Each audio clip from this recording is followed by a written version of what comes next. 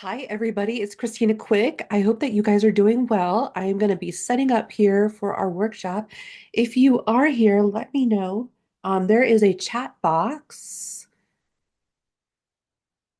Hi, Tara. Good to see you. I am going to turn off if everybody could turn off their webcam,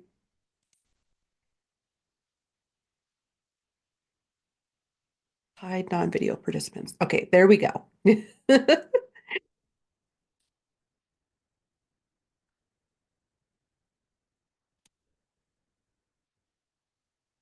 All right. I hope everybody's doing well. We are going to be going through all 22 of the major arcana of tarot cards. So I'm really looking forward to going through this with you guys. This has been actually something I've been wanting to put together now for quite some time. This is something actually that a lot of people have also, here we go, mute everybody.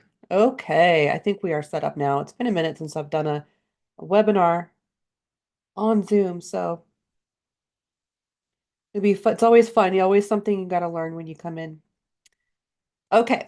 So, if you are watching, whether you're here for the live or you are watching the replay, this is going to be up on YouTube.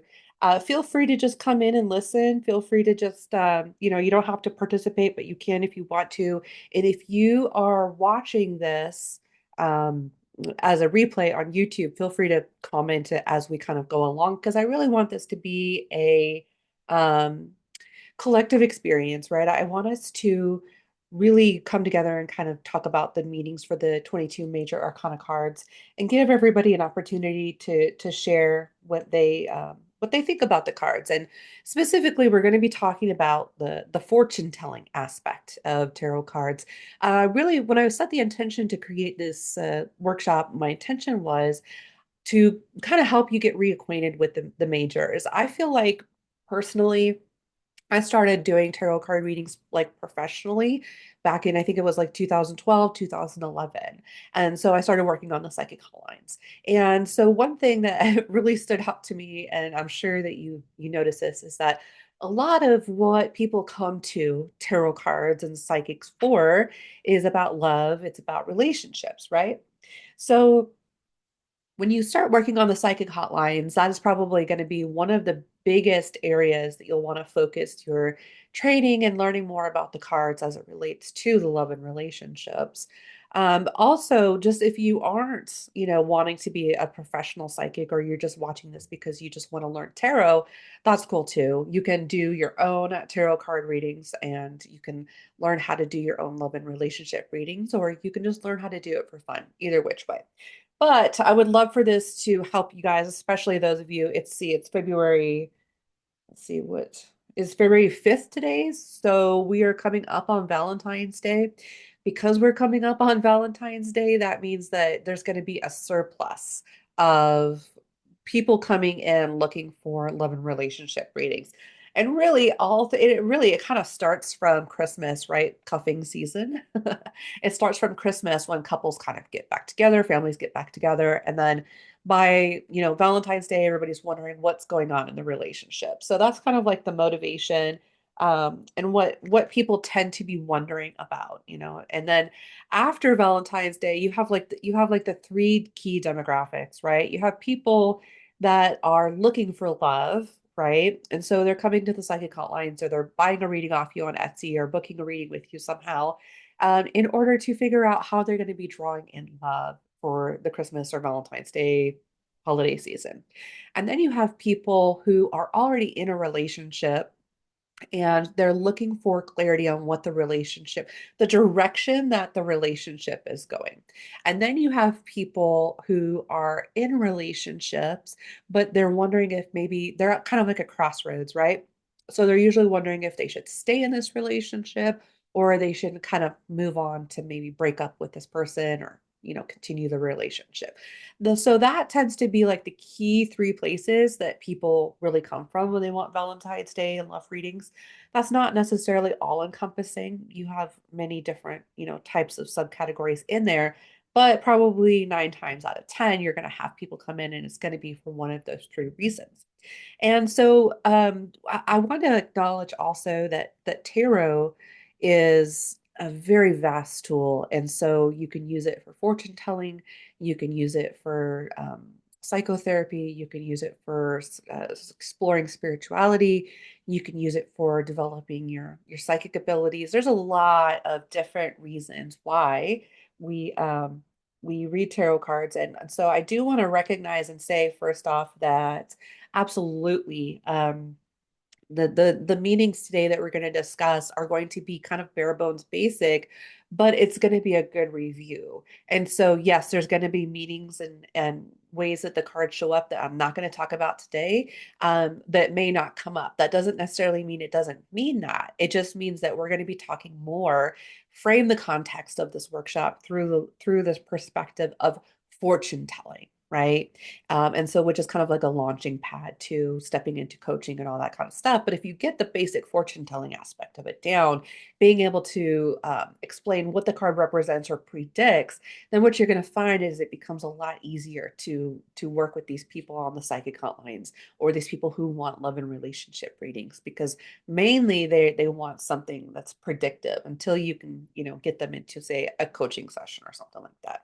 A longer, more in-depth, look at the relationship and their part in the relationship, all that kind of stuff. So if you have a tarot card deck, please feel free to get it out. I hope that you have a learning deck. So I use the giant one for my learning deck. I love using the giant Rider-Waite-Smith for this one, because it's really easy to kind of see yourself in the card, and you can see a lot of the details very clearly. So if you don't have the giant Rider-Waite-Smith or the giant Thoth or a giant Marseille, whatever your tradition is that you like to work with, then I would recommend getting like a bigger blown up one or like one of those coloring books or something like that, so you can really somatically like really learn what the cards mean. And so we are going to be using the Rider-Waite-Smith meanings today. Of course, there's, Thoth, there's Marseille, there's other traditions out there, but we're going to keep it as close to the traditional Rider-Waite-Smith as possible. And feel free as we're going through this to pull out the cards and look at them yourself. You may also want to get yourself some tea or maybe get something to drink, maybe a snack, maybe get a pen and paper. And so then you can kind of write down some of these keywords. Okay. So I think I've got everybody added to the training so far. I will periodically go back in and check comments. Feel free to leave comments. Feel free to add your commentary to the discussion. I will try to get through comments as they come in. And I'm going to kind of go kind of fast because I really want us to spend probably no more than 90 minutes here today. And I want to make sure that we're going to have enough time for Q&A as we go along. Okay. So the very first card that we're going to talk about is the Fool card, and this is the zero card, right? So it's a really interesting card because it's a card that's outside of the major arcana. It's included in the major arcana as the total 22 major arcanas, but really traditionally the Fool is kind of like your little player piece that goes through the other 21 keys, right? The 21 doors of the major arcana. So that's why if you've ever wondered, that's why it's labeled zero instead of one, because it's kind of outside of the major arcana, though it can be a major arcana a card as well. So this is one of those unique cards in the deck where it kind of plays two different roles.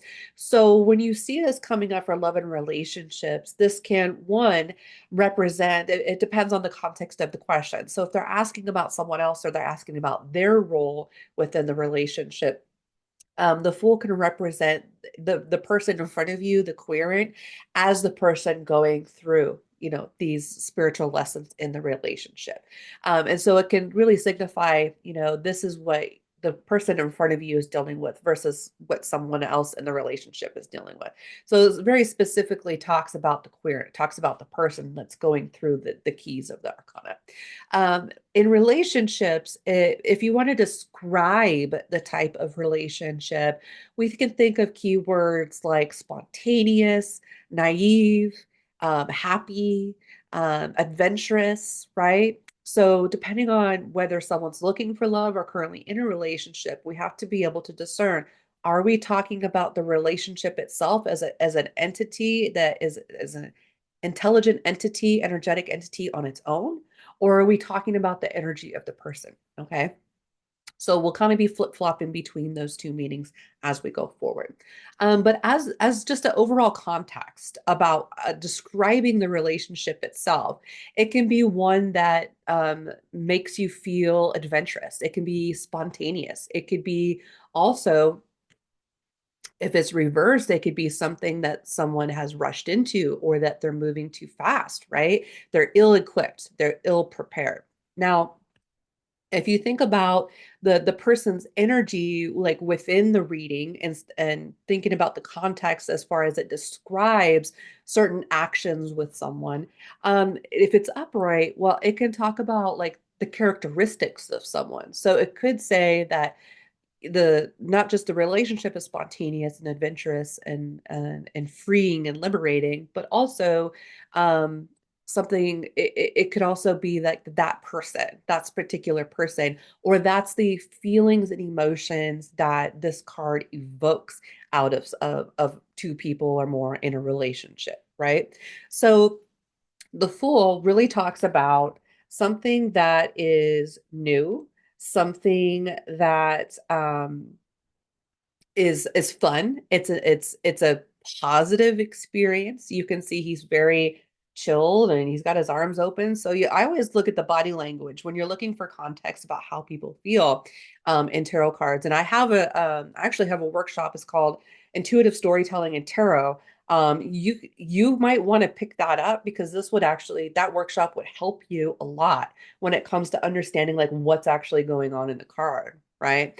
But it can also represent here, like you see, he's only got like a little bag. So maybe this is something that's kind of new, kind of fresh, or this could be something that feels adventurous or spontaneous, right? But basically, the bottom line, but like the underlying truth here is that it's something that's positive, but possibly could be something that's not prepared for. So this could be like a chance encounter, that sort of thing, seeing someone after not seeing them for many years. It has that kind of feeling to it, like it's unexpected almost, right? Okay. So the magician kind of gets a bad rap in tarot card readings.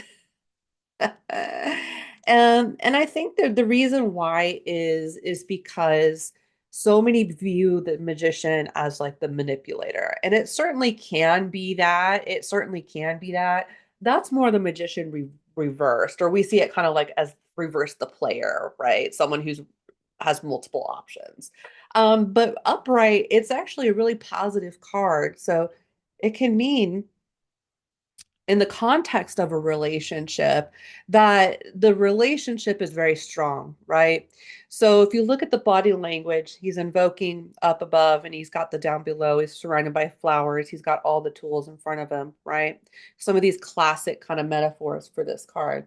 But in relationships, it could mean that the relationship is very easy, right? Or it could be a relationship possibly that someone manifested, right? They went out of their way to manifest this relationship. Either which way, upright, it can represent that there's a lot of work that's been invested into this relationship. It's also a capable relationship, right? So the magician's all about being capable, being able to take care of your own business. So this shows that people are, approaching the relationship in a way that's helpful, that's cooperative, that's empowered, right? Now, when it's reversed, as far as context goes, this can show manipulation, right? So we have manipulation of events in a positive way, and then we have the manipulation of events in a negative way, right? So this can show that someone maybe has upside down, has ill intentions, or just doesn't feel very empowered within the relationship, doesn't feel like they have a good control of the relationship. When it comes to the personality characteristics of someone, what they give or what the feelings that kind of evoke within the relationship as far as the magician goes, that's going to talk about people who work very well together, right? That's going to talk about people who are ready to go all in. They're ready to utilize the tools that they have in front of them to manifest this relationship and go to that next level. So upright, it's a really positive card. It means that all things, people will be like, is this person really putting in the work in this context? And so, and this card, you would say, yes, they're putting in the work. If it's reversed, you might say, it doesn't look like they're putting in the work, or they're putting in work that's not relevant to bettering the relationship, making it more of a long-term type of situation. Okay.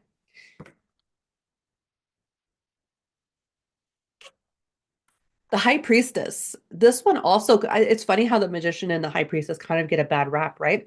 Because we kind of see her as like the cold, calculating, unemotional, type of energy.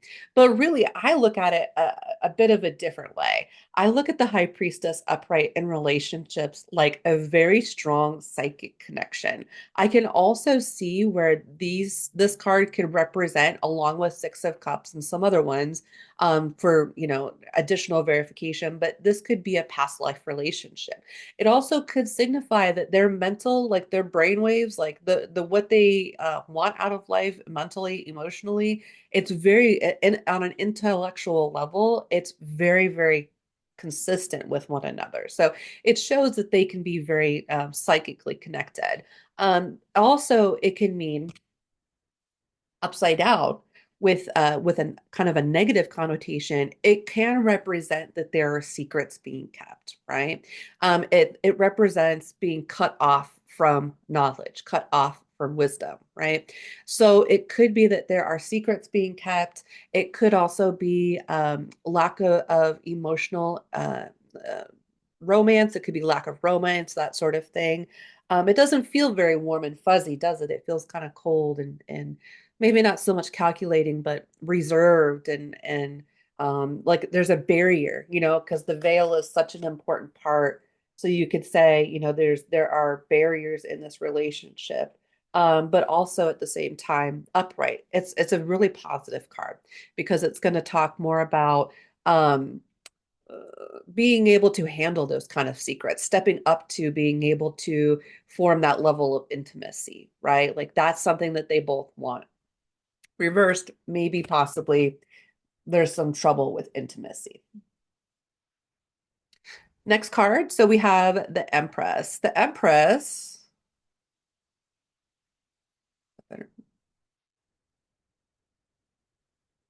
I might not come back to Zoom. We might have to do this over StreamYard because the quality is really not great. Okay, the Empress. The Empress is a really lovely card to get. It's a very nurturing card, right? It means that from the context of the relationship, it's nurturing, it's compassionate. You both feel like you have what you need out of that relationship. It's something that's helping you grow as a person. Um, Upside down, it can mean that it could be perhaps smothering, right? I always see with Empress, it's like it always holds key information about people's attachment style. Do they have codependent attachment style or avoidant attachment style, right? So Empress reversed could be codependent attachment style. And then the High Priestess reverse could be avoidant attachment style. So if you read about relationships at all and read about how people attach themselves, so that may be helpful. As far as like context when it comes to like the character or the feeling, it's a very safe card, isn't it? It looks very pleasant. It's very warm. It's very secure. Everything is around her is blooming. Everything is at its peak, right? And there's this beautiful water coming around in lush flora forests. So it feels like everybody's getting their needs met. When it's reversed, it could suggest that people are not getting their basic needs met. They're not getting their emotional needs met. They're not getting their intimacy needs met.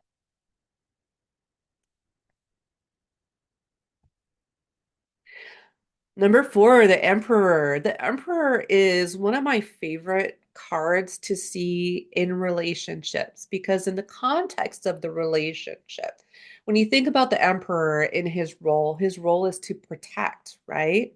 Ideally, his role is to protect almost by force and to see something as important, to give it purpose and to give it meaning and to create the laws and boundaries and around certain things. So whenever you see the emperor, first off, it's in the context of the relationship as a whole, it talks about a relationship that the people within it want to protect, that they see it as important, that it's worth doing things by the book or doing things right. There's a lot when it comes to the emperor, there's a lot of ethics and consideration, ethical considerations involved. So this is the context of the relationship is that it's trustworthy, that there's a protective element to it, that boundaries are going to be a strong thing that people are going to be talking to you about. You might want to bring up boundaries. Reverse, though, in the context of this, it could represent that the relationship itself, it can be overbearing, or perhaps it's unequal in the way that the equity within the relationship.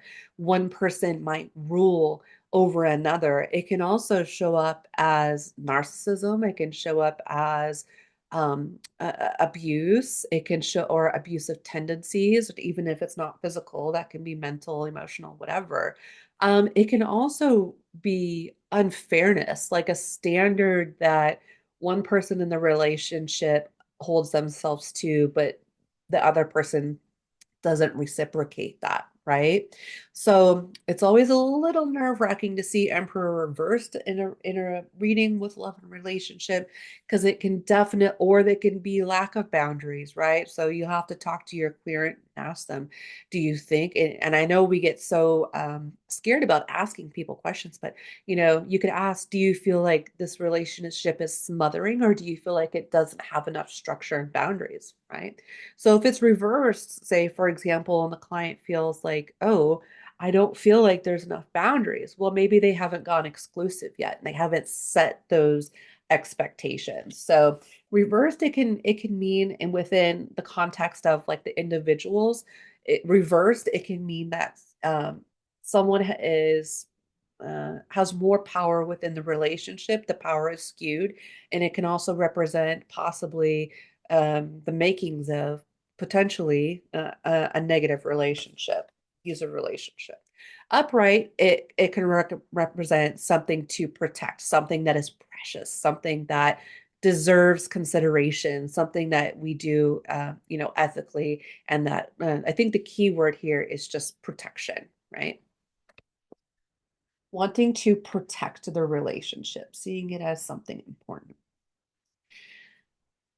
The Hierophant. How many of you cringe when you see the Hierophant? I know that a lot of us deal with seeing a positive in the Hierophant. So when I think of the Hierophant, let me add her to the chat. Hang on just a second.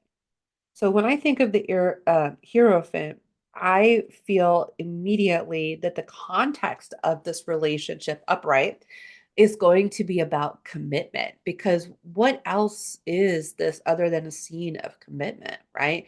You think of the scene that has inspired this card, and it's all about adhering to making a pact, making a covenant, adhering to a strict doctrine. And so this card can represent upright in a positive way. If they ask, is this person going to commit? Upright would be a really clear sign that, yeah, this person's probably going to be committing or wants to commit. It can also represent that the relationship is kind of traditional in Western culture. So it may have a very traditional feel. It may also be a relationship that kind of adheres to gender norms, social norms. It can also be just from the perspective of the people within it. It can, the context of the people within the relationship or what it evokes, it's something holy, something to be respected, something to be revered. It's almost something like higher, it's spiritual, it's a higher connection. So also this can be a card of past life connections, karmic connections, but this can also be a relationship that is ordained not just on a physical level but has like a cosmic connection. Like it may be, if you believe in such things as like akashic records or soul contracts, it could be something that has already been ordained, is part of this relationship. That doesn't mean they'll stay together. It just means that the context is that it's a spiritual union. And reversed, so the context of the Hierophant reversed in relationships and what the relationship itself means is that it could be first and foremost something that's too traditional, or that it doesn't fall within tradition, and so it looks something outside of that, and that may be a point at which a point of which they want to discuss with you the untraditionalness of this. Or it could represent that some people within the relationship want to do things in a traditional way, but they're unable to, they're blocked, they can't do it traditionally. But ultimately it means that and it also, a reverse can mean that it's basically it's blasphemous, right? It's something that's not respected, it's something that is um I don't know the word for it because I'm not Christian, but or Catholic, but it's like blasphemy, right? It's like it's made unholy, or it's like ruined or damned or something like that, or seen as something to pervert or something to take advantage of, right? And so I see this card a lot when emotional vampires are in the mix and they're targeting um codependents and people that have the best of intentions, but but this is like they know you're weak, they know you're manipulable, right? And so they use that to their advantage in a negative way. Um, but upright, so the context within like what people feel about it, just to reiterate, is that they feel that it's a holy union. They feel that this could possibly have a cosmic or divine kind of ordination to it. It's something religious in the sense that they feel a level of obligation and commitment to you, and it's from the basis of wanting to improve the relationship, right? So a lot of commitment.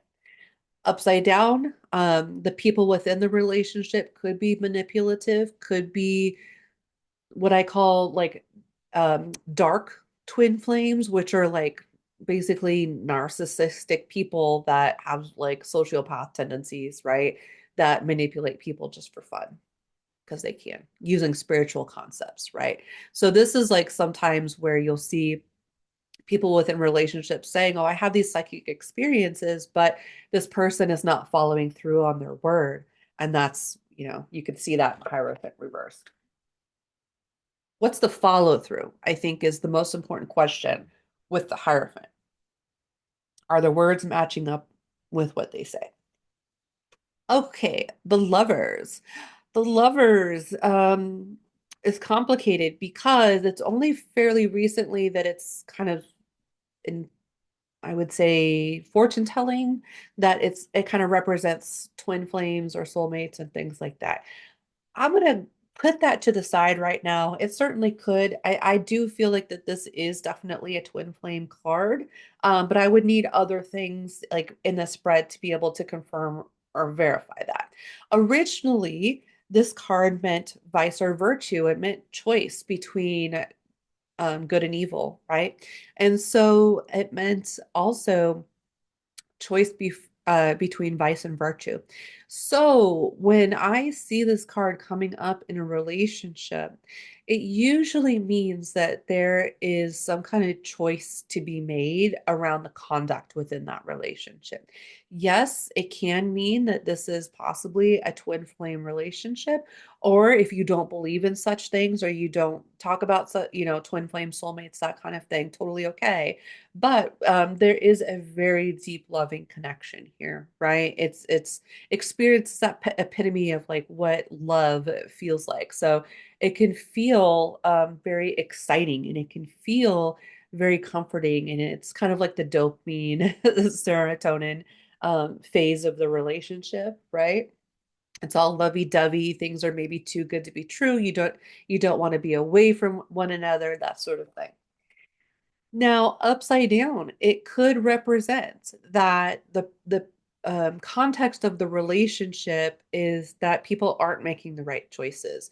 People are choosing the low vibe over the high vibe. They're choosing to disregard the relationship. So if you saw this with, say, like the High Priestess reverse, then yeah, there's definitely some secrets going on. If they want to know about cheating, oh yeah, like reverse this and the High Priestess reverse, they're totally talking to other women, right? Or totally talking to other people behind your back. So that's reverse. It can also mean that the relation, it could also be like it could be smothering too, like you're spending too much time together, or you feel like you've lost your sense of independence.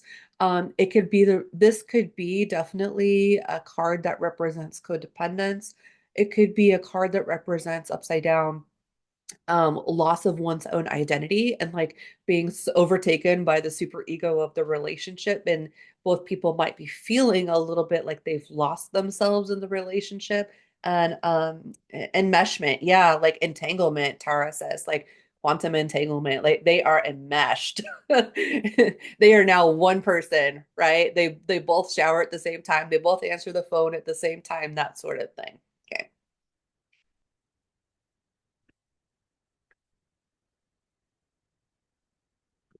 All right. The Chariot. The Chariot is one of the first cards where we start to see some movement happening, right? It's like everybody else has just been kind of standing still, like in all of the previous like major arcanas, and this guy is still standing still, but it's the first like vehicle, right? It's the first card that's gonna like have some kind of representation of movement. And upright in the context of the relationship, it signifies movement, right? It signifies that things are going to be moving forward. It doesn't necessarily mean a commitment. You will need other cards to see that. It just shows that there's going to be movement. It can also mean like in a fortune telling sense, traveling to see one another, right? It could mean like driving long distances to see one another, airplanes, taking trips together, that sort of thing. Depends on what else is around. But it's a card at its core, at its heart, it's about overcoming obstacles, right? So usually when this card comes up, I'll be like, there seems to be a lot of obstacles that you guys are in the process of overcoming, right? Or if someone comes in and they're like, I just want to know if this is going to get better. Yes, this card suggests that, yeah, it will, things will get better. There will be forward momentum, right? Especially if the relationship, the context of it is that they're not really sure what the direction of the relationship is that, if you got a card like this, you could easily say there is a direction to this and you guys will be overcoming obstacles. Okay. And how it feels, it evokes a sense of victory, right? It evokes a sense of power, of enablement. So this is definitely not any type of victim card in any which way. This is definitely a card of empowerment, being able to get where you need to go within the relationship. Reversed, this could be something where the relationship is taking off at an unpredictable speed. So perhaps it's like touch and go, perhaps it's hot and cold, perhaps it's going way too fast, right? Like if you had Eight of Wands in there or something like that, it might be going way too fast. But it basically represents that this is a full speed ahead, but there's no real direction, right? And so if this client was sitting in front of me, I would be asking them, how have you been steering the direction of the relationship and, talking about it from there. But basically, this card, upside down, reversed, in the context of the relationship itself, talks about kind of being like wanting to move forward, but being unable to, right? Be kind of being stuck where you are, or simply not having a very clear vision of where you're going, having the energy to want to go forward, but not being able to for whatever reason. Um, so, in the context of how this person makes you feel, or how people are feeling about the relationships, the Chariot is going to be talking about feeling like they are empowered to do anything, right? Feeling like they are ready to move forward, ready to go somewhere, ready to go to the next level. They feel like this is a very victorious relationship. They feel like this is something that they're excited, motivated to move forward into. It's if you think about the chariot races, they were fun, they were exciting, they were something that was like the games of the time, and so it's a very exciting energy within the card.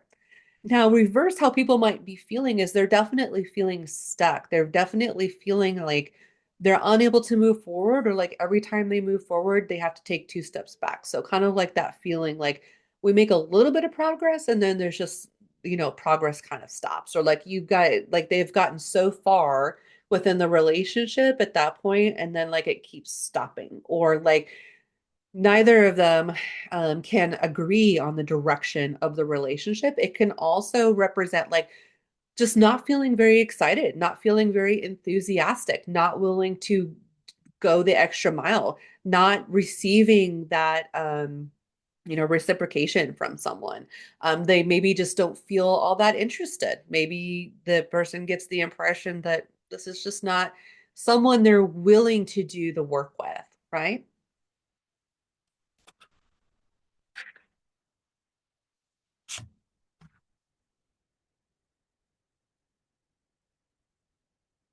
Okay. Strength. This is my birth card, by the way. So this is one of my favorite cards to talk about. Um, this is strength. So this is a card of overcoming hardship as well. Especially when you think about the situation that's kind of going on in the card, right? Like this lady is obviously like trying to give her lion a pill or something, right? And so this is like a juxtaposition of domestication and feralness, right? And so it's a paradox kind of card. And so it represents overcoming something very considered possibly even quite dangerous, or even like some struggles within the relationship, the context of the relationship, struggles within the relationship that are now being overcome, right? Being able to tame ourselves within the relationship. So this could be so many different areas, but I mostly see this coming through like when someone has decided to stop trying to control the relationship and just allow the flow of the relationship, or someone who has now decided that they're going to take the reins of this relationship and start putting some good, sweet kind of energy into it, right? Reversed, it can represent that people are perhaps trying too hard, right? Trying too hard to control certain aspects of the relationship. So, for example, like being receptive in receiving energy, yeah, for sure. Like, how receptive are they?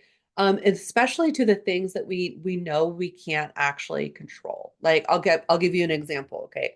So say you have this client comes in, and I'll just give you like this really cliche example that comes in all the time.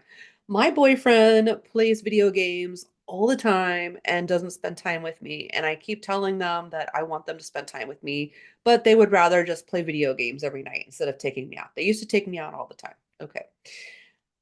If I got this reversed, I would say, well, the way that you're going about this is you're pushing them off because you're repelling them because they feel like you're trying to control them, you know?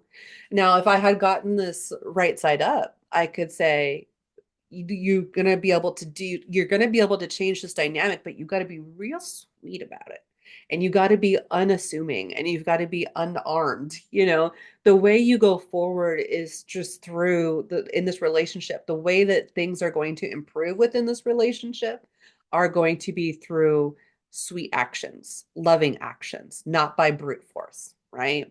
And so inherently, this is one of those cards that makes us like stop for a moment and take a gasp because we don't know if that lion is getting ready to bite that lady's head off or if or if he's actually enjoying the pets and he's just giving her a kiss, right?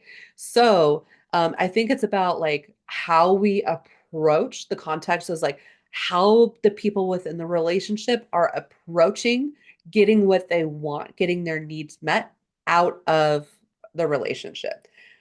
Tara says affirmation and a request rather than criticism and punishment. That is exactly right. And so, how does it make someone feel in the context of like, what feelings, emotions does this evoke out of someone? Well, it does feel like perhaps they have to put kid gloves on. It does feel like perhaps they have to do a little sweet manipulation to get what they want out of things. But it looks like they've got their business handled, right? It looks like it's working. So sometimes you have to tell people, hey, take a step back. How would you like to be approached about this? And what would you like to be said? As far as like if you were doing something that someone else thought was problematic in the relationship, how would you want to be approached to that? And then reversed, it could show that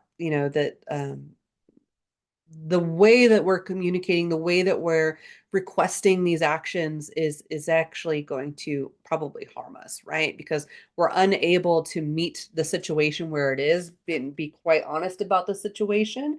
And from there, I would probably guide the conversation to, okay, this is how we can improve the way that we request and ask for certain things our needs to be met, but we also have to set clear boundaries if we do that and we change how we're approaching it and that still doesn't work, what's the next step after that?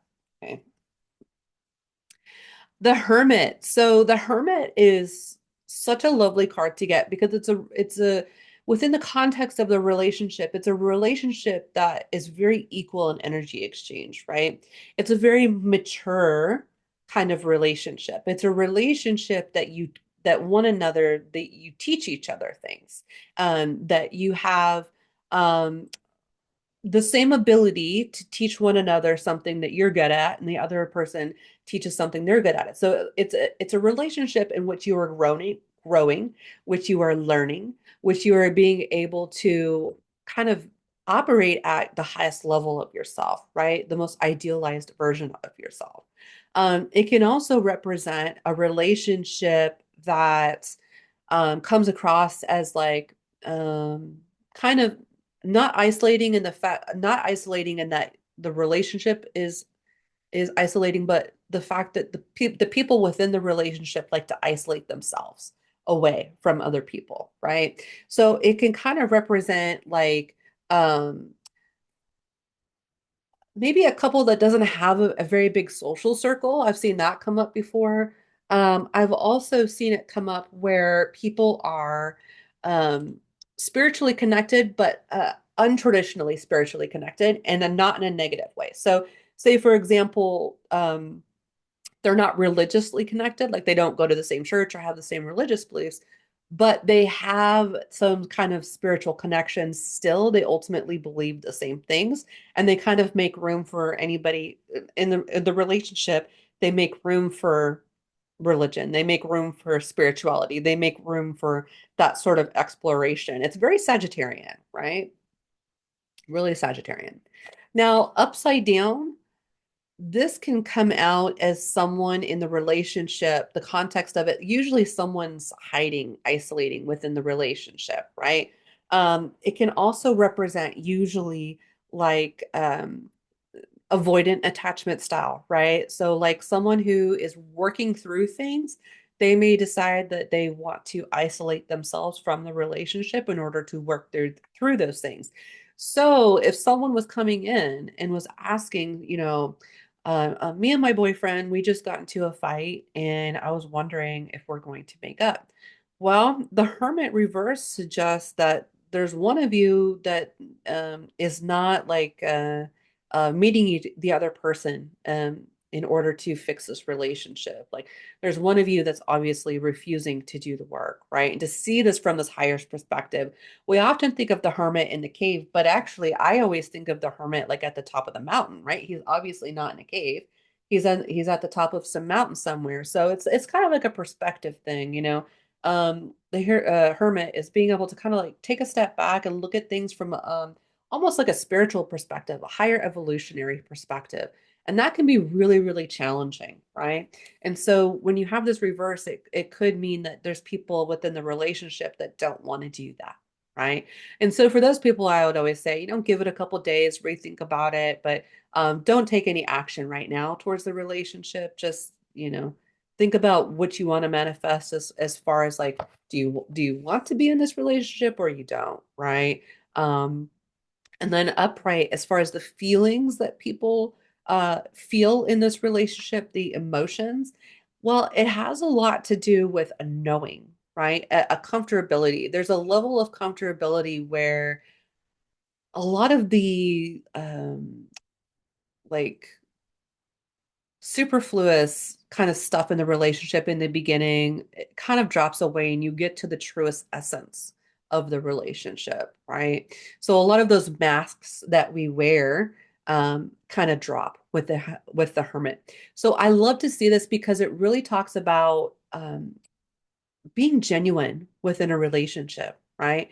And holding on to those higher ideals and seeing a relationship beyond just what the body has to offer. It's very much a relationship of being turned on by someone's mind, someone's thought process, the way they think. It does. Tara says, and am I saying that right? Is it Tara or Tara? Feels like a symbol of moving out of honeymoon period and into greatest. Tara. Okay. Um, I have Taras and I have Taras. My best friend in high school was a Tara. And integrator stability. Okay. Yeah. Yeah, really, because it's like the reality kind of sets in. Yeah, for sure. That reality really does start to set in. Okay. The Wheel of Fortune. So this is another card, kind of like the Chariot, where we have a sense of movement happening. And the movement happening is this wheel is spinning. So upright, it can represent and it's usually like a good type of fortune that comes. The wheel is usually the wheel of fortune, right? So yes, it's a wheel, but typically speaking, it's a positive card in that there's going to be a massive, this is like massive improvement. This is like when the proposals come. This is like when they move in together, these sort of things. It's like a giant leap forward in a positive way for the relationship. It can also mean entering a new phase of a relationship, entering into like the next phase. So you would have to talk to your person, your query, to see what phase they are in and what phase they want to go. And this would be a very easy way to say, easy card to say yes, it's going in a good direction. It's going in a positive direction. It's almost kind of like they have a lot of luck together too. Like they can't lose. Like when they come together, things just get better, right? Now, reverse, this can mean that the overall relationship is declining, right? So upright improvement, down that there's a declining, or that it's whatever has happened that was moving towards a positive direction has now stopped, right? So there's a blockage of some sort. Wheel of Fortune has a lot to do with our capacity to receive positive things, to receive good opportunities, to be in a good mental space, to be able to even recognize a positive opportunities and positive situation within the relationship, right? And so reverse, this is like when people come in and they're saying they want to move to the next level, but I'm not sure if I'm ready or not. You know, the opportunity's there, but they're just not sure if they want to take it, right? It could also mean that something comes in that kind of blows the progress of the relationship up. especially if you had like Tower or something like that. Maybe their parent passed away, or maybe they lost their job or something like that, where things were going good for a while, they all of a sudden came to like a screeching halt. Now, when you think about, I think of it as a roulette wheel, right? It is, especially reversed. You're like, we don't know where it's going to go, something's happening, but we don't know. Um, so wheel upright, when you're thinking about the emotions, how this relationship makes people feel, right? It's specifically talking about making them feel positive, like they hit the lotto. When you think of someone, you're like, I hit the lotto, like they tick all the boxes. They're the exact kind of person I want, or the work that we've done at this point has gotten us to this point where they're the person that I really hoped that they would be. It can also just mean that things are also going to be moving forward really quickly as well, like hitting certain milestones. Like, if you participate in, whether your client participates in like traditional gender stereotypes and things like that, but like, or like ways of moving forward in relationships, key milestones like going exclusive, and then getting engaged and getting married and then buying a house and have kids, like that traditional like linear sense of what we think relationships represent. That can mean that those things are going to be happening and they're going to be blessed. It's almost kind of like you're touched by gold, right? You got the Midas touch, the gold touch, that things are going to happen in a very positive way. Now, if it's reversed and people they're like, this is about what they're feeling about the relationship, that maybe it's possibly too good to be true, right? And in some ways it certainly can. Like if you got this card and someone was asking, like they are just dating this woman that buys them gifts all the time, and they want to know if they're sincere, or if they're love bombing, or if it's like some kind of narcissistic ploy.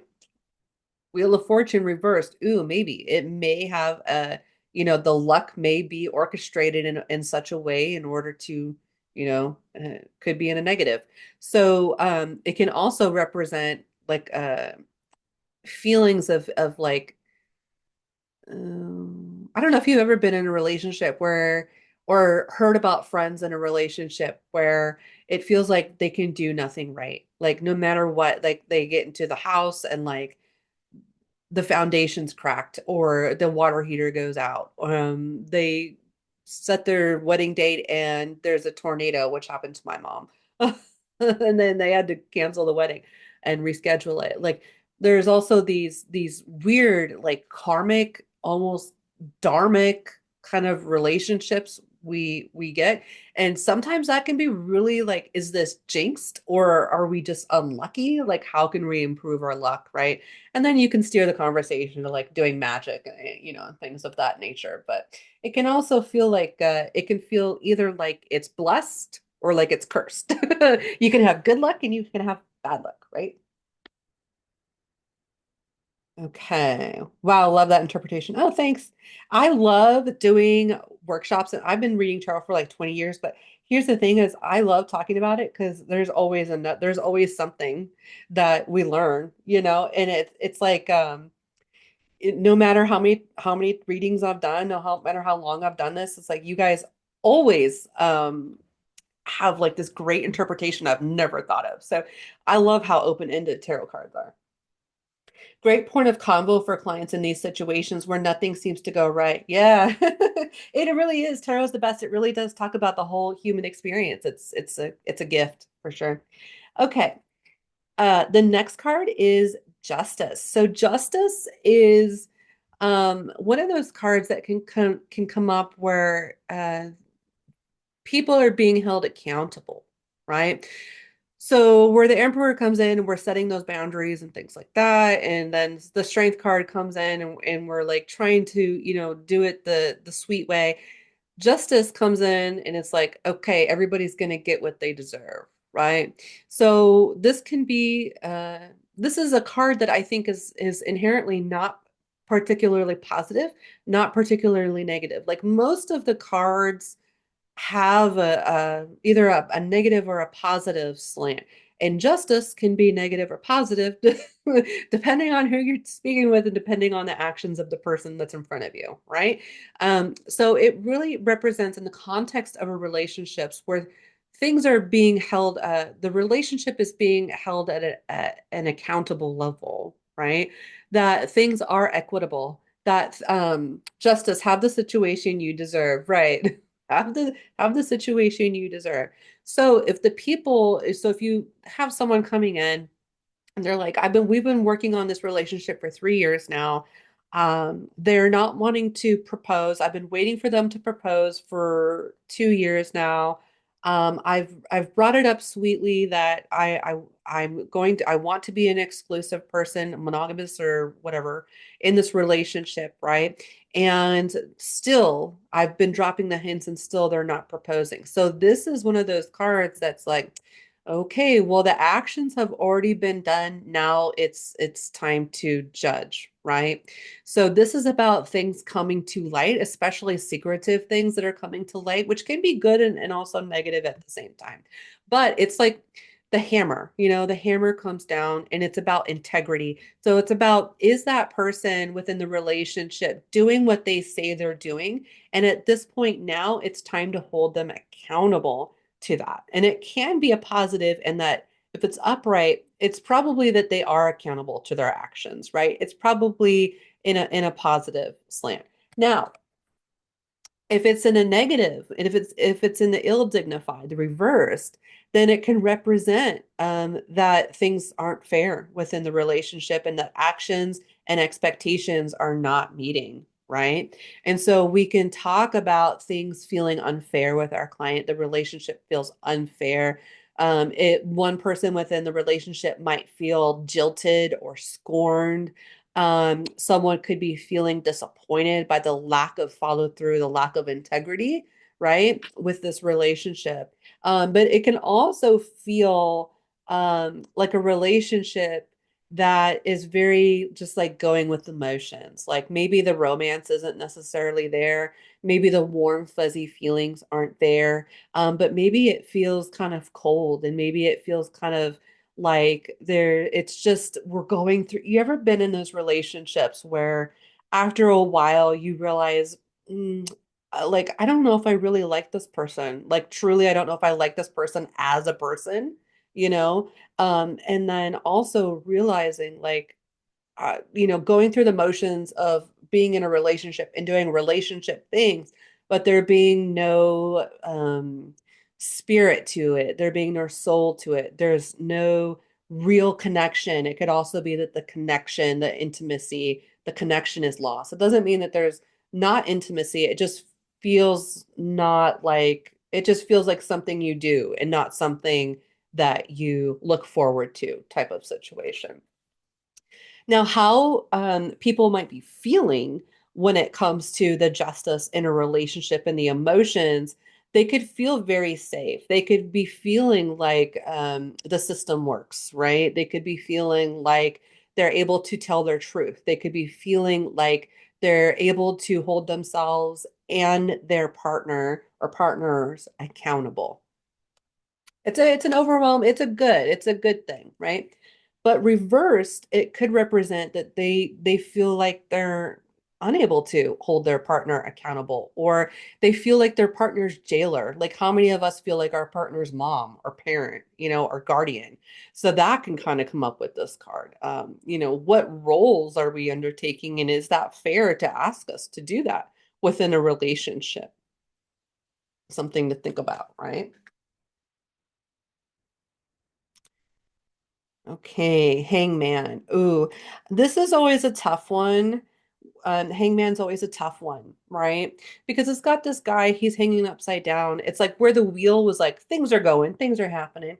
The hangman is like, oh, there's nothing's happening, right? Or things are happening and we're confused. We're very confused. Kind of like also the fool, where the fool's got to, and the hermit, they've got to take that higher mountainous perspective. Well, this guy, he's got to stand all the way upside down. It's the mental gymnastics in which we do to make our relationships make sense, right?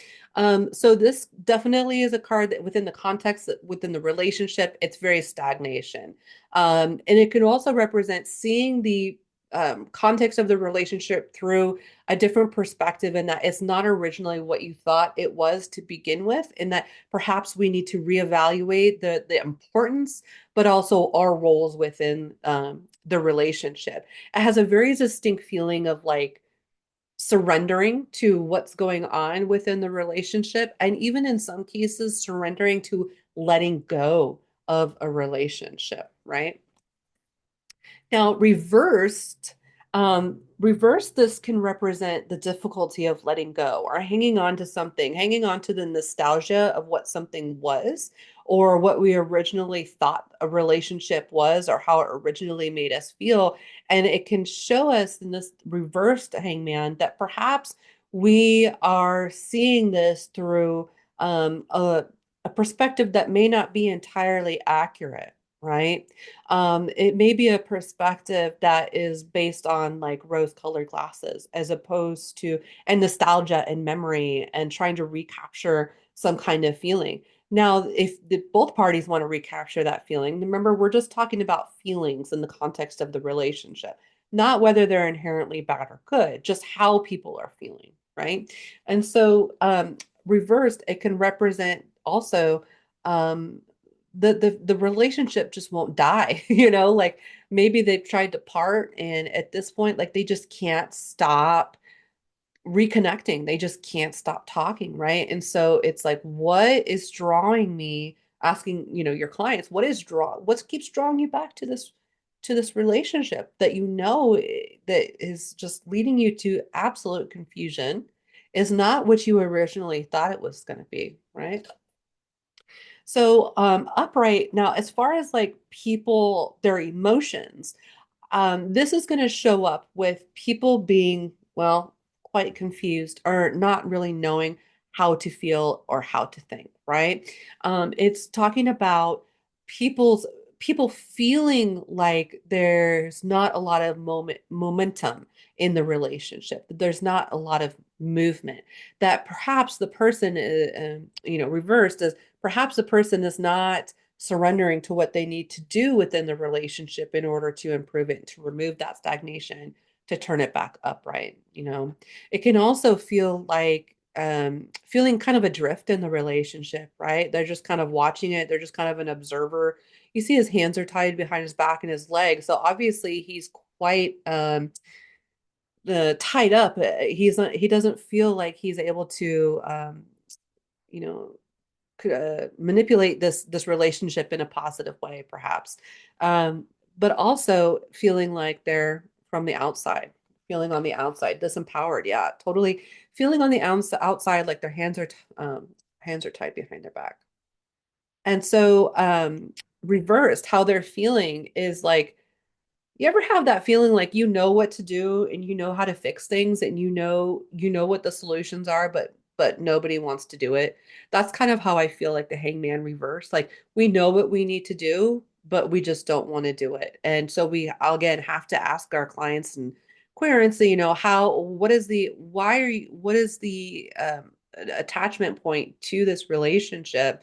And what has been identified that needs to be changed within the relationship, but isn't being changed, right? And so boundaries kind of come up there.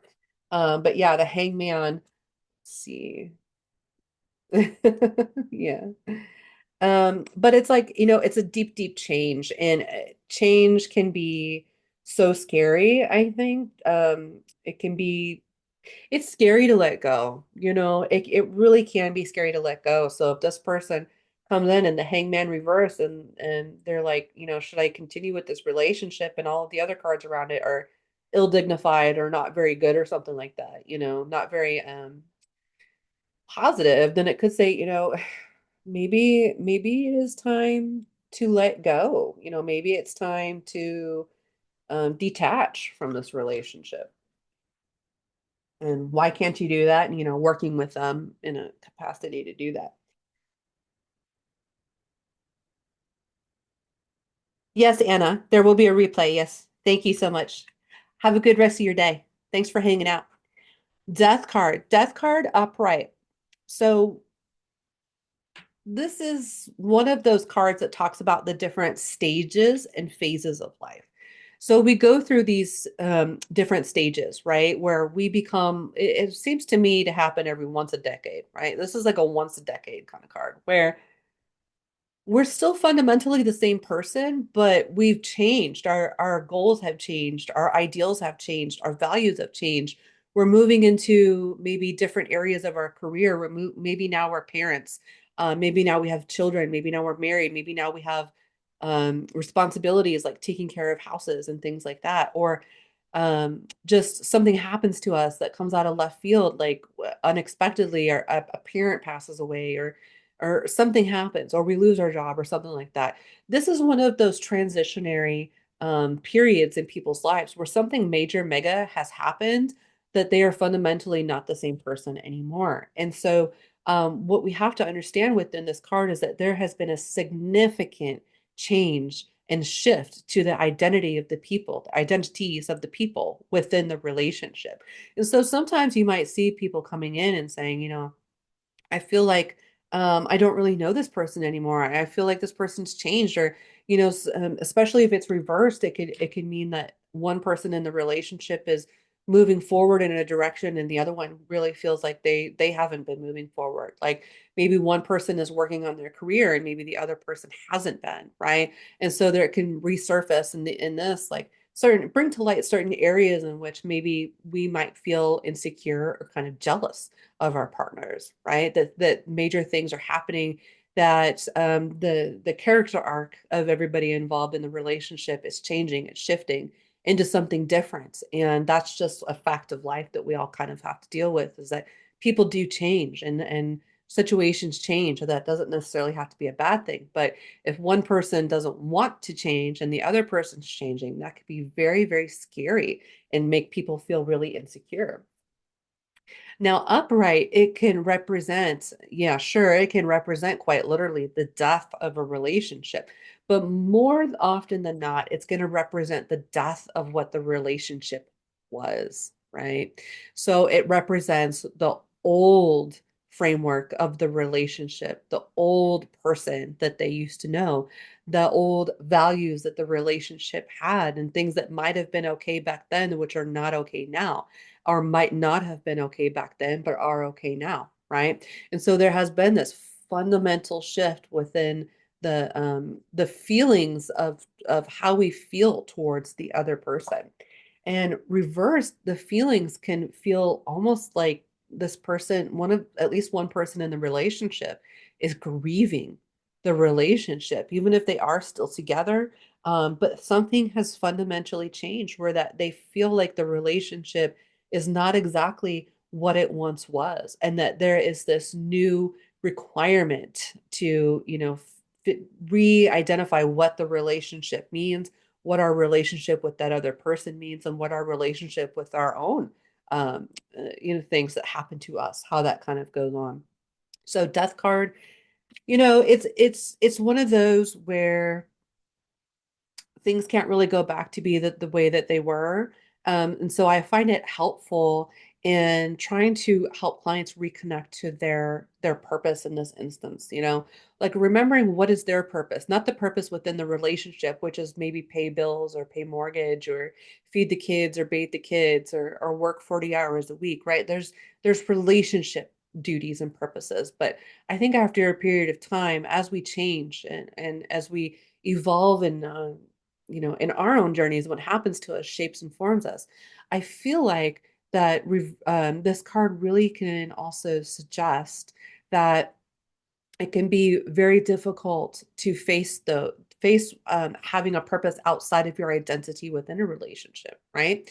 And so that's always the point where I go with people is, let's cultivate a new identity, identify, and so that you have your own identity outside of just the identity of the relationship, which is always going to be a source of pain, right? Because relationships and people as people are always changing, evolving, shifting around. So we have to be able to be secure within ourselves so that when things end, around us or certain aspects of the relationship end, it's not a death sentence, right? It's just an opportunity to rediscover perhaps what is now important to us.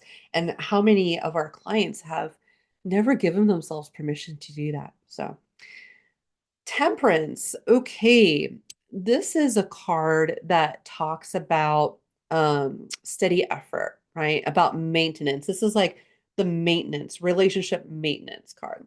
So this is about how we maintain the relationship. It can also represent like our flexibility within a relationship. So it also shows, how this angel here has got two cups and they're pouring water into each cup. So it's like, how are we pouring into this relationship? How is each partner within this relationship pouring into and maintaining this relationship, right? And it also can be about, for me, this card is like so much like the strength card. This is a lot like strength card to me, where it's not going to happen by brute force. It's going to be something that it's like a diligence. The context within the relationship is that it's careful, it's diligent. People are considering other people's needs, right? It's also can be representative of a very patient relationship, one that is gentle in nature, right? One that is emotionally fulfilling. Now, when you have this reverse, temperance reversed, and I don't know about you guys, but is temperance one that you guys always struggled with? Because I know temperance really took a while for me to kind of understand. But now once you get it, you get it. And it's like, oh, that's what it means. But reversed, it talks about there's a lot to this one, but it talks about being unable to maintain that relationship, right? It talks about not being able to perhaps meet the needs of other people, right? Or feeling like your needs aren't being met.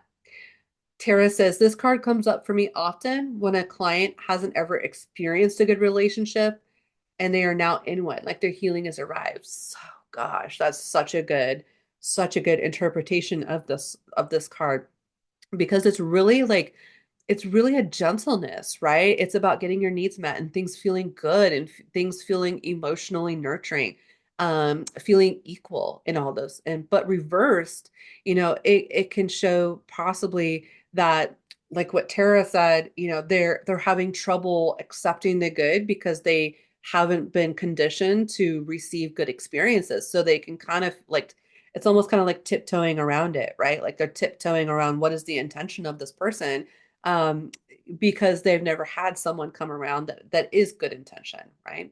And then it could also be where people are pouring into others in reverse, perhaps not getting that reciprocation back, right? Or putting more into people upside down. It could be putting more into people than they're getting out of it, right? Like, and so I always say when this card comes up, reverse, I always say, if it's not the first situation where they're trying to work on their abundance mindset, where they're receiving good situations and being okay with the calmness and gentleness of it when they're used to loud abuse and hot and cold kind of stuff.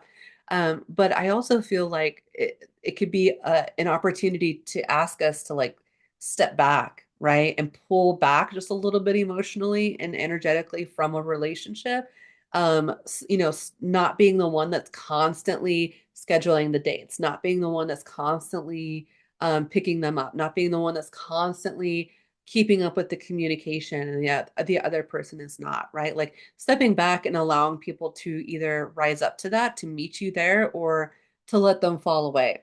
But right side up, it's a very positive, gentle, nurturing card. It represents a deep respect, a very, very deep respect between the two people. And that, yeah, upside down, lack of reciprocity, recognize it and letting them experience the consequences. That's exactly it. That's exactly temperance reverse for sure. And then upright, things feel good. And sometimes that can also be scary. So you have people coming in, they're like, what does this mean? What is the intention of this person? And temperance would say, you can trust it, right? You can trust this. It's from a good place. It's good natured. It's good spirited. You can trust that the gentleness is not a sign of lack of enthusiasm. It's a sign of maturity. So there's a really big level of maturity within Temperance upright. Reversed could be immaturity, right? Someone not meeting the, up to the standards of the relationship or what someone expects out of a relationship. Okay. Ooh, devil's next. And that's everyone's favorite. The devil. So upright, the context within the relationship is that the relationship could possibly feel a bit naughty, right?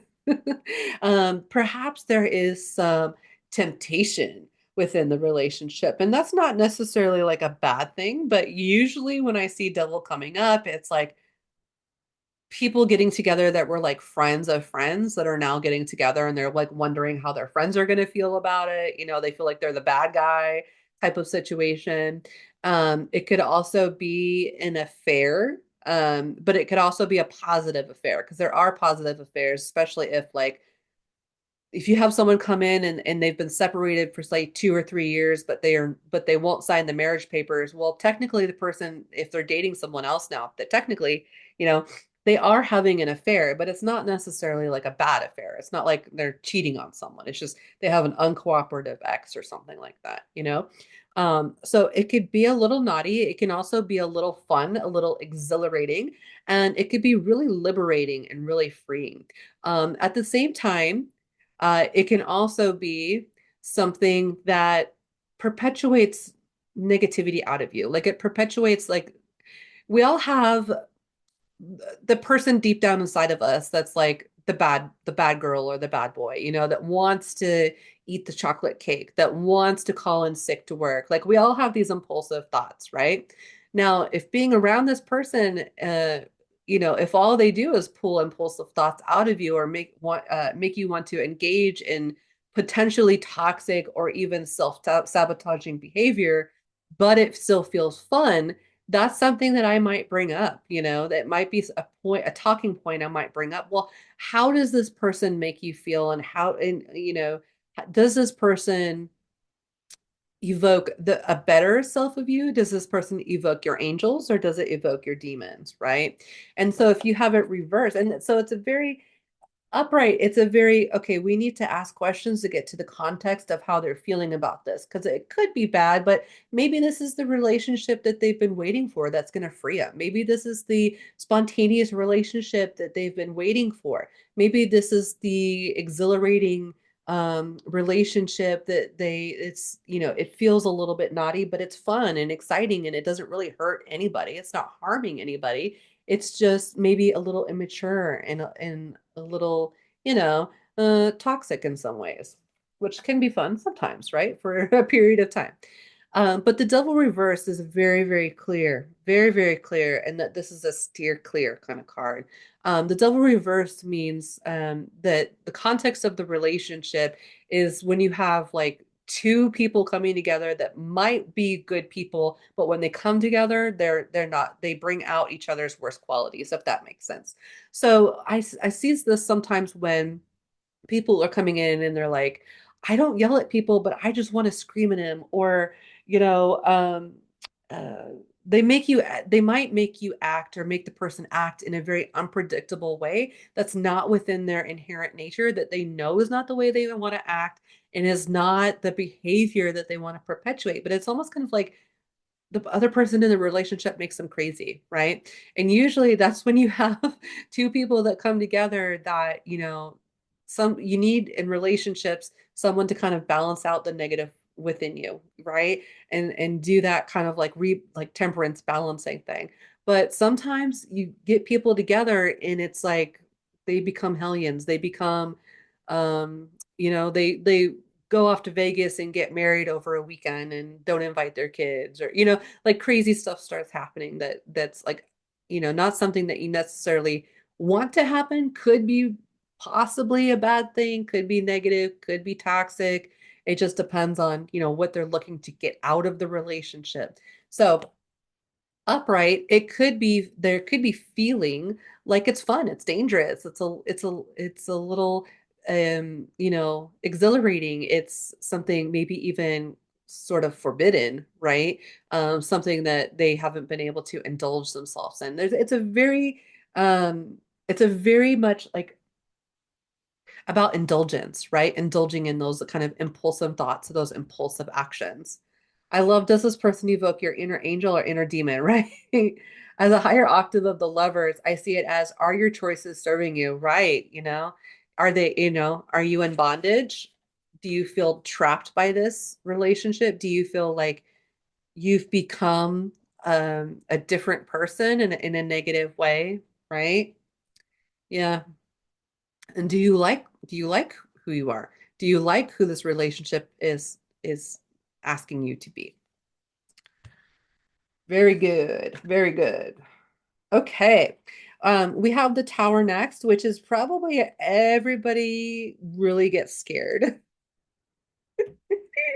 Everybody gets so scared about the tower. And you know what? It's kind of like the death card where no matter what, things are changed. Like this is one of those periods where it's a phase of life in the relationship where things are not as stable as we once thought, right? It's like a re-examination. It's a period where people are able to come back together within the relationship and kind of, if they want to, put their heads together and kind of figure out where things maybe went wrong, right? So obviously this tower is getting blown to bits and these people are falling out of the tower. So this is usually something I see when people have like an explosive argument where doors are slamming and people are leaving and people are screaming and whatever. It's a very explosive situation. I also see this when ultimatums are formed, like if you don't propose to me within the next 3 months, then I'm going to be ending this relationship type of situation. Or if we're not going to be moving in together and going to the next level, then I don't want to, then this relationship is not, as strong as I thought. Or the opposite could be said, the person maybe wants to go to the next level or something, but the other person doesn't want to, right? Like they don't want to go to that next level. So maybe there is no next level. And so that could be also part of it. But it also could be upright. So this is usually repairable, right? So upright, even though it's quote unquote a negative card or it looks kind of scary, inherently the energy within it is fixable, right?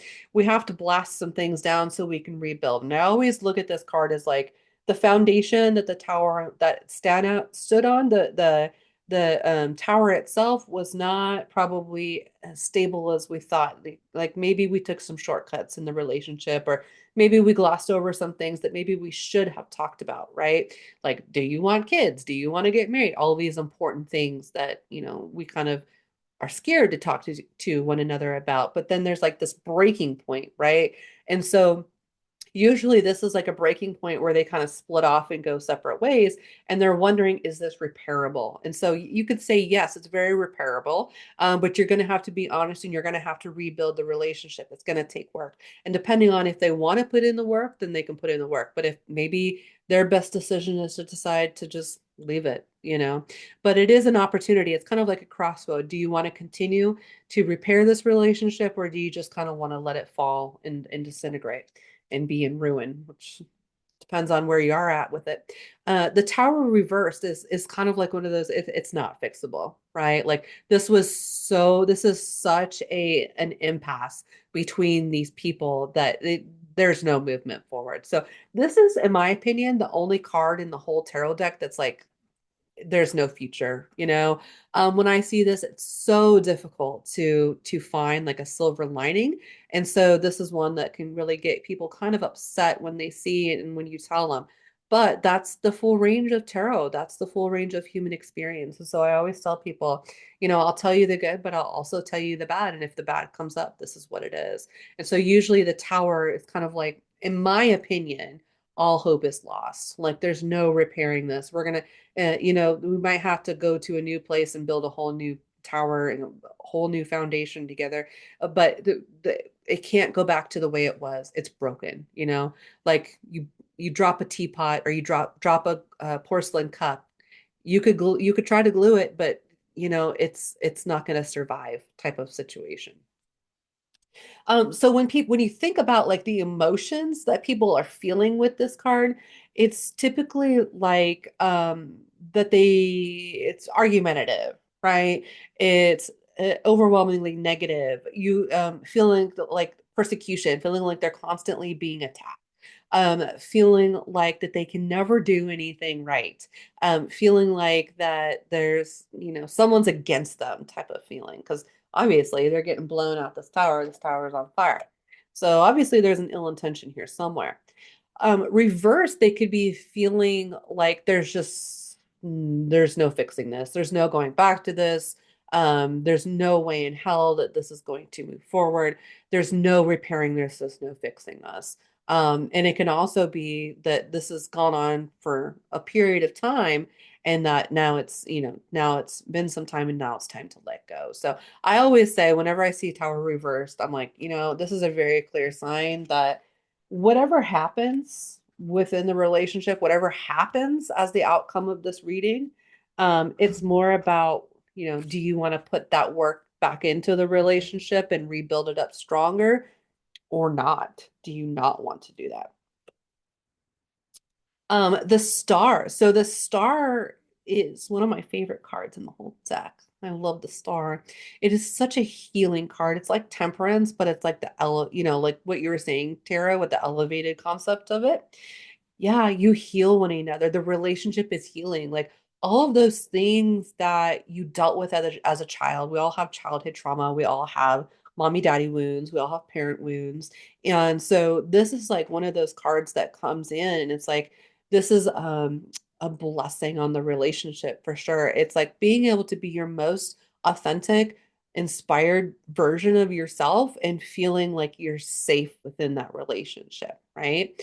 And so this talks about being able to heal one another's inner child wounds. And the way I think about this card is like my husband and I, so I've been married for almost 20 years now. So my husband and I, we play with each other a lot, we play games and we connect with our inner child and we do like fun things that maybe you might have not been able to do with people that you have wounds around, so for us, we both come from a parent abandonment, right? We both come from a broken relationship at home, and so for us being able to play together really heals our inner child. So I always look at this card like being able to be the most genuine version of yourself and get that healing that you need from the other person. And it's like this card makes your like when you're around this person, the relationship feels good on the nervous system, right? It's about integrity, it's about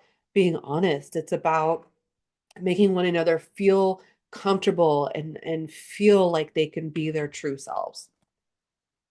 Reversed, this could be a little bit tricky, couldn't it? So, what would be like the ill-dignified version of that? Well, it could be that perhaps they're not the person that you need in order. Maybe they don't understand that there are certain wounds that you have, and they don't make an effort to try to make you feel safe within those wounds. So, it could be something where they lack the emotional intelligence to make you feel safe within that relationship and help you evolve through your trauma and help you evolve through these these wounds that you have that make you feel insecure or less of a person or make you feel like an imposter, in life and in the relationship. Because I really feel like the star is such a card of like you both have a purpose to help one another, right? But when the card is reversed, it could possibly represent that maybe one person does and the other person doesn't, right? Like, because it repeats that same pattern of the water spilling out, and maybe it's not as nurturing as you need it to be. It could also be, and this is kind of a strange concept, but perhaps someone within the relationship is perhaps too nurturing, right? And that they're not ready to step into this role quite yet, or like the idea of a safe relationship may not feel safe because they're not used to that, right? So if you had the star come up and it was reversed, I would be asking them questions. One, do you feel like your needs, do you feel like this person is meeting your needs? Do you feel like this person is helping you become a better person? Do you feel like this person's helping you connect more with your divine life purpose? Do you feel like this person is is this relationship inspiring to you? And if it's not, then it's perhaps, the other side of this. So, in when it comes to what people are feeling in the relationship, as far as that context, the people feel very safe. They feel inspired. They This is my muse card. So Muse, muse, someone that is in your life that inspires you to be a better version of yourself, that inspires you to be a more creative version of yourself, right? And so that's what I feel like the star is. It's that person that motivates you and inspires you, and that you have the utmost respect for. Now, when it's reversed, the feelings could be feeling like closed off from that, right? Closed off from the feeling that they feel safe, or that they don't trust the safeness of the relationship, that it feels maybe too safe. And maybe this could come up where the relationship is too boring, too safe. And it also could come up when your client is craving violence because that's how they're used to getting attention, that attention seeking behavior, and the other person won't fight with them. Have you ever met those couples where one is always trying to fight with the other, and they're like, and the other one's like, yeah, honey, whatever, sure, whatever. Like, one person's always trying to fight and the other person's not trying to fight. So that could be that situation as well, coming through in the star card, where one is, they're not quite ready to kind of let go of that sort of like seeking conflict kind of syndrome, because that's how they're used to getting that energetic supply. Doesn't make them a bad person. It just means that they haven't emotionally, done that work yet. Okay. The moon. So the moon is another one of those where it's not necessarily kind of good or bad it's good and bad, but what it does symbolize is that things are coming to the surface, right? Or things may not exactly look exactly how they are. And this is a story I always tell when I'm reading tarot cards, when I'm teaching tarot cards, because I think it's a great analogy, and it really helps me understand this card in particular. Um, so think about like at night, right? You're a little kid at night and you're scared of the dark. And so things in the corner, like maybe you have a chair with a sweater on it and a baseball bat and a hat, right? And in the dark, it looks like a scary monster until you flip on the light and realize, oh, it's just my baseball cap and my baseball bat and my cleats or whatever, or something like that. It's kind of like things looking perhaps scarier than what they are, or at the very least, having a sort of skewed perception of something. It can also represent, I see this oftentimes coming in with like relationships that are cyclical. Okay. So this could be a relationship that seems to come around. Maybe it fizzles out over a period of time, but there seems to be like the cyclical pattern of how these people are coming together. But it also could be people wondering, are there secrets within the relationship? Am I seeing this relationship for what it truly is? So I always see the moon come in when people are questioning their view of the relationship. They're like in a confusion moment. They're like, is this what it really is? Right? And they're coming in to get a reading with us to see if they can trust their intuition about it. But oftentimes, this is a card of illusions. So it could mean that there are, some illusions going on, not necessarily a bad thing, but just means that there could be some hidden secrets, especially with the priestess upright.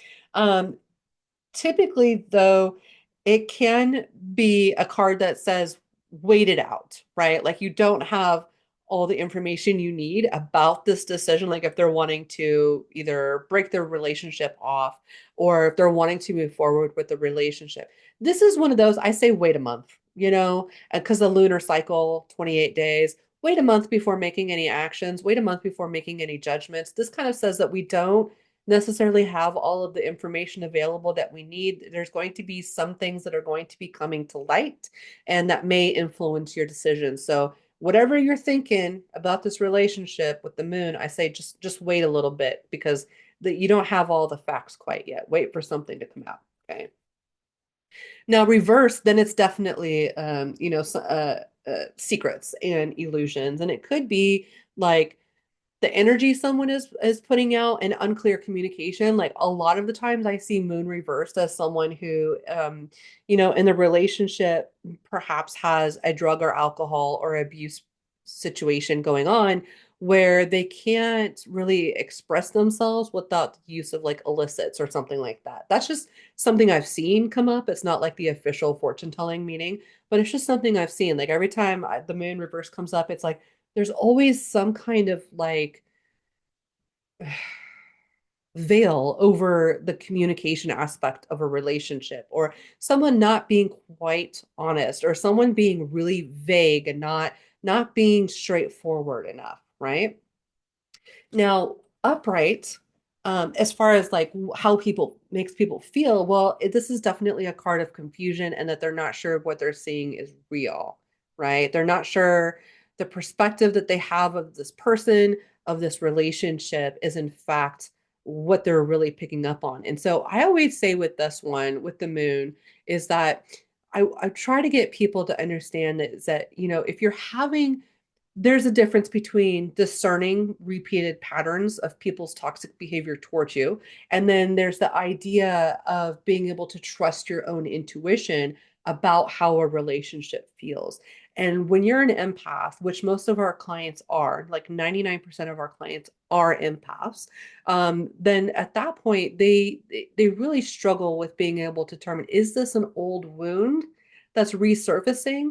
That's is this an insecurity on my part that's making me view this from perhaps an illusionary perspective, or is this actually a toxic behavior pattern that I've been able to identify before that tells me that this is not the relationship for me, right? So with this one, with the moon, I try to walk people through, especially reversed, asking them some basic questions about like, okay, well, how do you actually feel about the relationship? And do you feel like you have the whole picture of the relationship? Do you feel like this person is keeping secrets? Do you feel like this person is being intentionally vague? Do you feel like this person just doesn't want to tell you where they are or what they're doing and all that kind of stuff? And is that something that you want to continue to perpetuate and accept in this relationship, right? But at the key here, the moon reverse is like wanting to know something, but being kept from that knowledge. And it's usually some kind of delusion or illusion or some kind of covert kind of cover up, like concealment of the true intentions behind, someone in the relationship.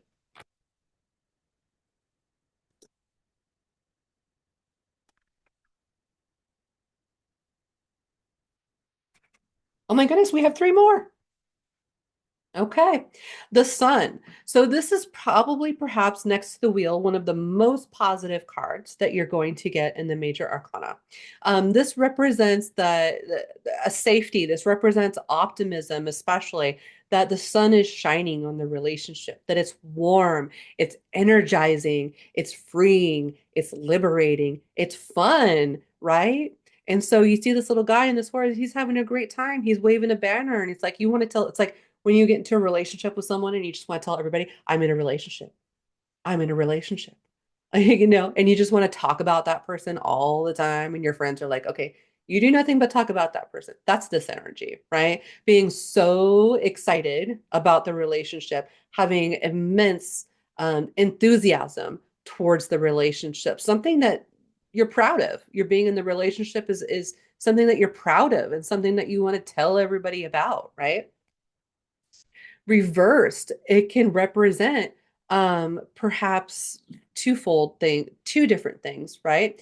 It can represent maybe perhaps rushing into a relationship, right? Seeing being maybe overexcited about it, overzealous, and that those kind of actions can kind of like dissuade people from feeling safe in a relationship, or that can really kind of freak people out where where the enthusiasm is like so high that it's almost kind of like, okay, this is too much, like the person's like too overzealous about the relationship, right? And it also could be where usually, and I would say that with the moon reverse usually is like wanting to keep the relationship secret, but I guess sometimes, the sun reverse could also represent not wanting to go public, right? So not necessarily like keeping the relationship secret, like all, yeah, hey, Amy, Tom Cruise jumping on the couch. I love Katie Holmes. Yeah, that's exactly the sun. Yeah. And then the sun, reversed is like, okay, maybe we aren't keeping the relationship like a secret, but maybe we're just not like telling people about it. You know what I'm saying? Maybe we're not making an official announcement yet type of situation. And you'd have to pull some more cards to see perhaps why that is or why that person feels that way about it.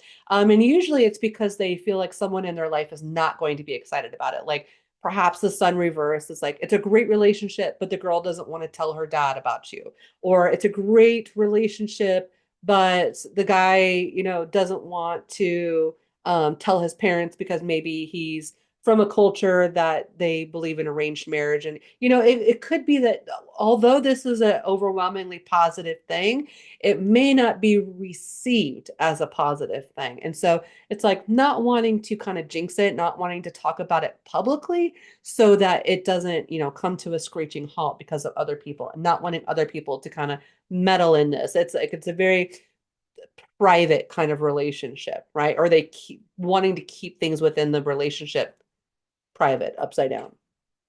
So how they feel though, how they feel about the sun in the real, how they feel about the relationship in the sun is that they feel like this relationship energizes them, that it feeds them, it nourishes them, that it's exciting, that they want to tell everybody and talk about it, that it's an overwhelmingly good thing. There's a serious sense of excitement and enthusiasm towards the relationship. Now, how they're feeling um, may be frustrated, reverse, right? The sun reversed. They may be feeling frustrated that they can't tell people about it. They may be feeling blocked that, maybe there's some people that are going to be unsupportive, or maybe they wouldn't understand. Like, when you have those situations where two people date and then like the one person starts dating like their best friend and they realize they're soulmates and now they don't want to tell the other person that's their ex because they just don't want their bad juju, their bad energy to influence their relationship. And what I get is that the sun reverse is like trying to being secretive in a way to preserve the integrity of the relationship, preserve the privacy of the relationship.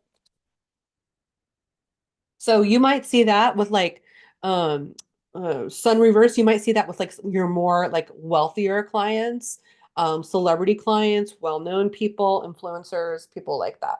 You're probably going to see that with them. Okay. Two more to go. We have judgment. Judgment, right side up, when it comes to the context of a relationship, is there's a higher calling, right? So you see, is that supposed to be Gabriel, I think, and blowing his horn? It's an image that features the mythos of the resurrection, of the Christian resurrection, right? And so what it says is there's like this deep calling in the relationship. The relationship is almost kind of like um how would you put this? The relationship is kind of like when you can't stop thinking about someone and all you can do is think about them, or no matter what you do, you can't quit this person. Like usually there's some sort of like coming together, coming apart, coming together, coming apart, coming together, coming apart kind of energy, right? To this card. So it's like, can't quit them, thinking about them all the time and having this like guiding force that's bringing you two together, even though maybe you've tried to part ways, or maybe you've decided that it's not the right relationship for you, that sort of thing. But it's also like a call to action, right? A call to action within the relationship. It's like a spiritual call. It's like these people are part of one another's soul contract, if you believe in such a thing, right? It can also, like judgment, a lot like justice. This is where the judgment comes in. So definitely a reckoning. Also, it's a reckoning period within the relationship where people are called to in order to do something, and so they have the opportunity to show up in order to do that.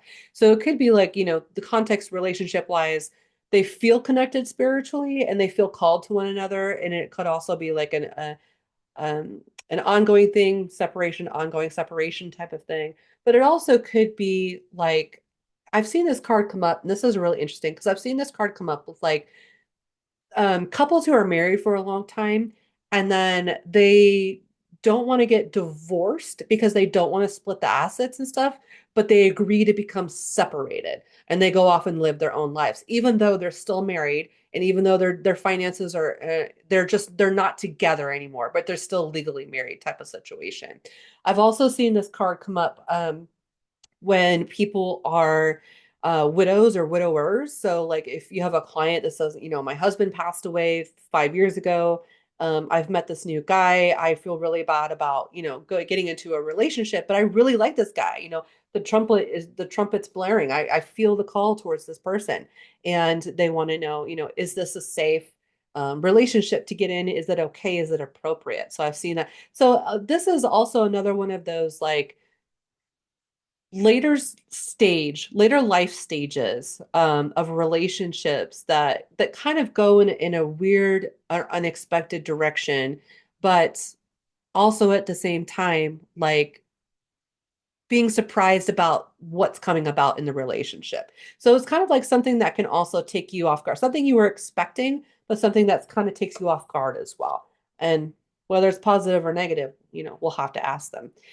Reversed, it can represent knowing what you want to do, but not being able to do it, right? Not following that call, not being able to transcend and break those boundaries, those standards that we've set up for ourselves. So like in the event of, say, the widow, her husband has passed away and now she's met this guy on a cruise and she's like, hey, this guy asked me to go on this cruise with him. Should I go?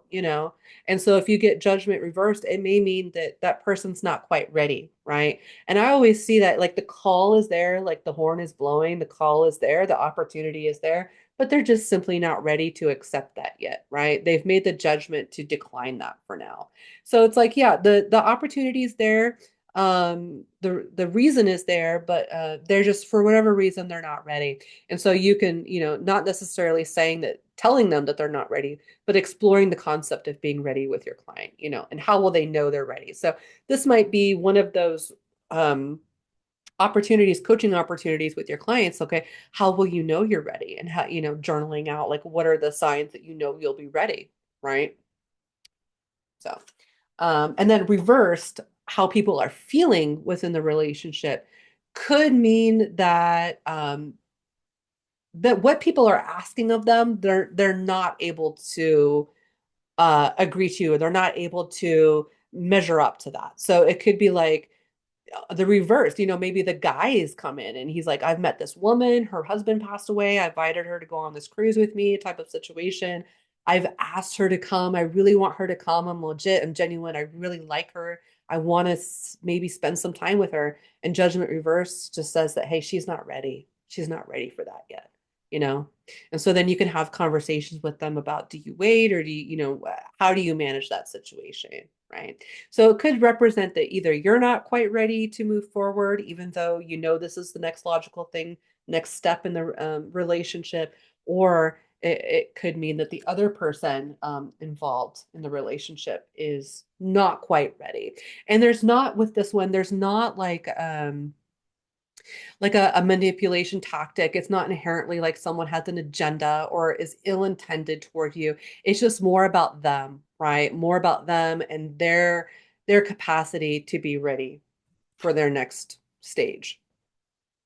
The world, the world is such a secure energy in the context of relationships. It's such a secure, it's like the star in a way where you can be the most genuine, naked version of yourself, right? She's naked here, twirling some batons, and she doesn't mind being seen. It's like when you don't mind the energy and the spotlight kind of being on the relationship, and it feels like it's in a good place. So the world is also one of those cyclical times that I talk about, like where we're entering into a new phase sort of as of a relationship, but it's almost like it has reached a pinnacle point. So this is possibly one of the, as far as like the scale of maturity goes from like 1 to 10, this is perhaps number 10 is the most mature card, emotionally and intellectually, mature card in the whole deck, as far as like this is a very secure relationship. This is something that's going to last. This is a ride or die kind of relationship, right? Reversed, it could mean that the relationship has expired, right? Like the relationship has simply, for whatever reason, come to a culmination, come to the stage of completion in which the relationship is now ended, right? Or that the both parties have kind of agreed to not pursue the relationship. It's like it's done, it's culminated, it's ended, right? And it's a little bit different from some of the other cards that where this one doesn't really have difficulty letting go. They're just like, yeah, whatever. So it could be like an emotional detachment from continuing on in the relationship itself. Like they just don't care. So if you got that card and the other person's like, is this person gonna, mature? And you got this card and you're like, yeah, probably not. This person really just doesn't care about this relationship, period. Like they're doing their own thing. Like it's just not a priority, right? So the feelings, how it evokes certain feelings. So people within this relationship with the world upright, they feel very safe. They feel like the relationship is at its peak. They feel like they can tell each other the truth. They can hold each other accountable. This is like the best version of a modeled relationship. All the things that we want and desire within a relationship is here, and it's being embodied currently. And there's a freedom to it too, like you feeling like you can be your own independent free spirit person within a relationship, not feeling like the relationship necessarily like ties you down or makes you holds you prisoner or any way, shape, or form. It's actually a very liberating card, right? So the relationship, it makes them feel like they're very free and like they're not constrained and that they can be their full ultimate self, right?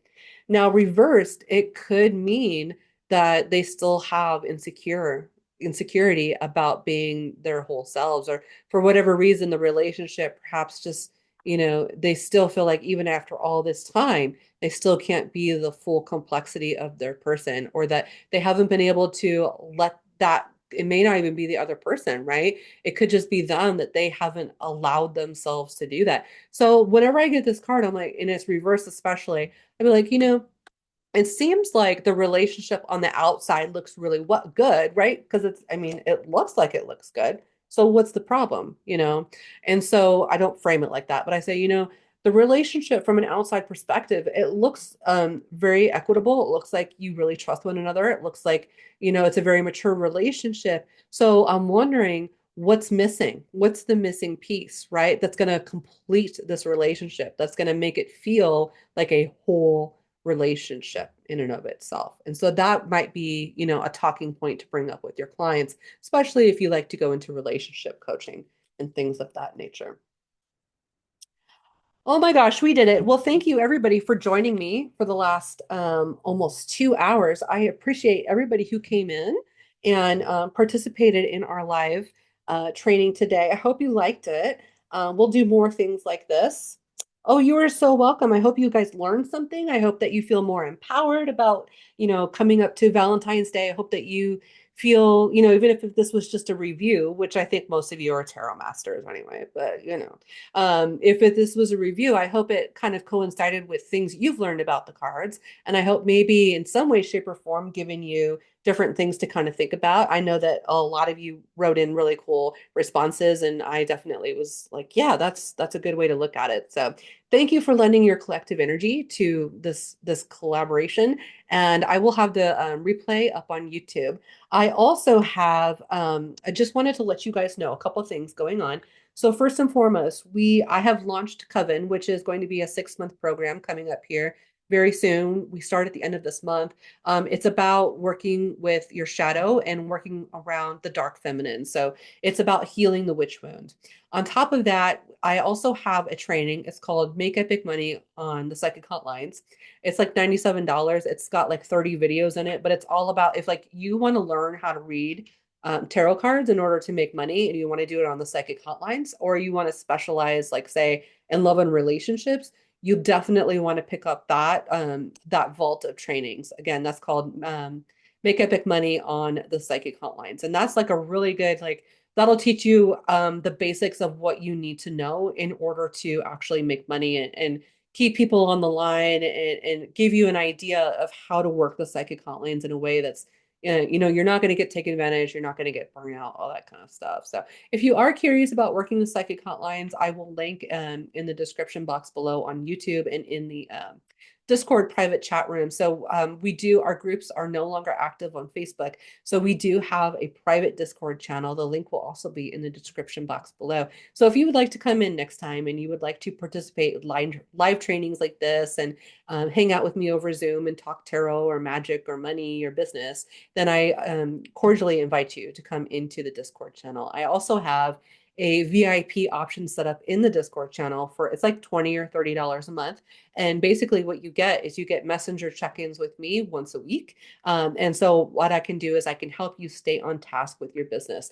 So you can ask me anything like psychic hotlines, Etsy, funnels, selling sessions, how to market yourself, like how to write copy, all that kind of stuff that you need to know in order to market yourself effectively. I'm the girl for you. So I will see you guys in the next video. I hope you have a great rest of your day. Happy Valentine's Day.